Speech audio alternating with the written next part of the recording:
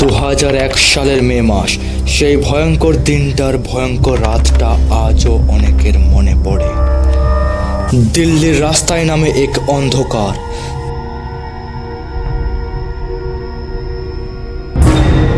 এক রাতে শুরু হয় আতঙ্ক। প্রথমে একজন, তারপর 10 জন, তারপর হাজার হাজার।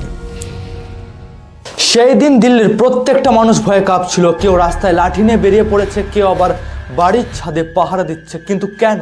কি এমন কারণ লুকিয়ে আছে যে ওই এলাকার মানুষগুলো ভয়ে এত ভীত হয়ে আছে?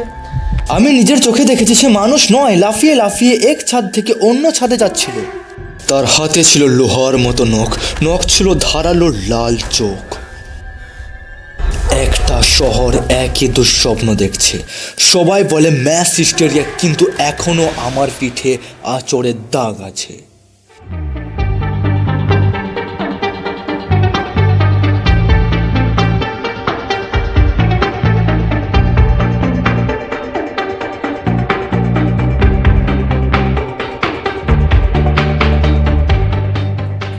কোনো প্রমাণ নেই, কিন্তু ভয় ছিল সত্যি।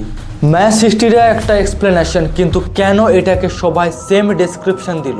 যখন অনেক মানুষ একসাথে একই ধরনের ভয় পায়, তখন জার্মানির একটি মঠে একজন সন্ন্যাসী হঠাৎ করে অন্যদের কামড় দিতে শুরু করলেন।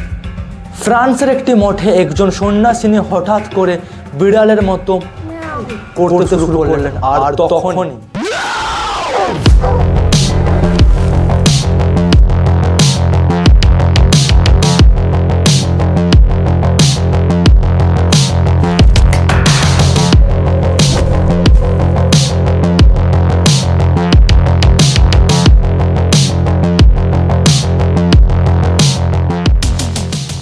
আর পুরো ভিডিওটা আর কয়েকদিনের মধ্যে আমি ইউটিউবে আপলোড করব।